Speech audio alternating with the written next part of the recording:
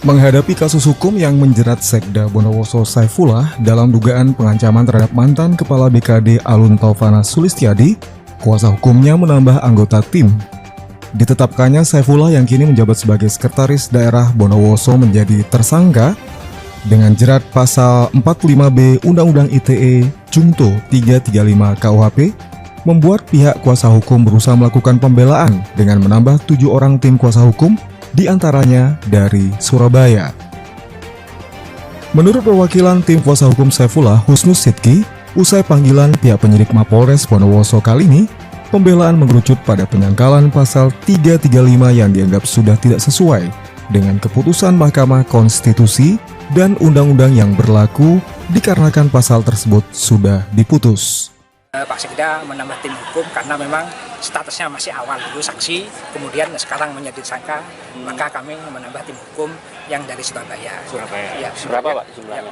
Kalau yang tercantum di kuasa 5, jadi semuanya 7 lah nanti. Ya. Tadi pertanyaan dari penyidik seperti apa sih? Ya kalau materi ya pada pokoknya benar apa tidak sih ancaman kesan. Tapi kita menyatakan ya kita ikuti aja proses ini sambil menunggu perkembangan selanjutnya. Ada berapa pertanyaan tadi dari penyidik? Kurang lebih 40-an. Pasalnya yang dikenakan tidak ada perubahan, Pak? Tidak, 335 itu.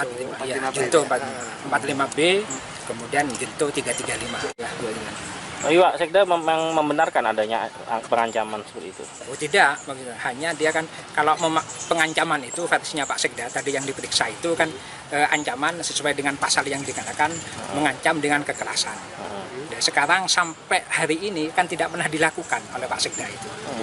Itu hanya sikap emosi Pak Sekda saja gitu. Seperti itu saja. Tidak ada mengancam kemudian ada tindakan atau ada perbuatan sesuai dengan pasal yang disangkakan itu. Tapi audio yang beredar itu memang benar seperti itu, Pak?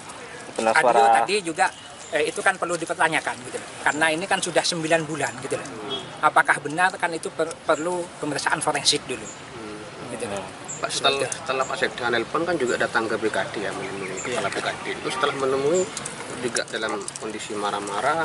Enggak, mana? Tidak, ya versi tadi pertanyaan juga ditanyakan, tidak malah menanyakan mengapa masalah undangan itu tidak cepat disebar.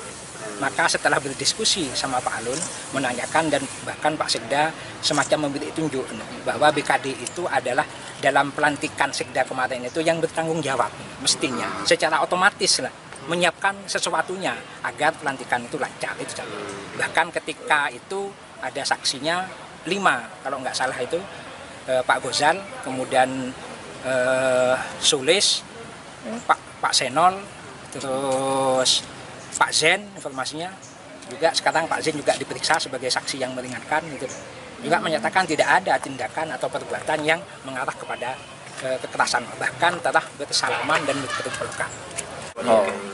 Itu kan kalau melalui rekaman itu kita berbeda pendapat sama penyidik antara perekaman dan penyidikan gitu. Kami menganggap itu juga adalah bagian dari penyadapan gitu. Dari Mapolres Bondowoso, Hadet Mujiono, BSTV memberitakan.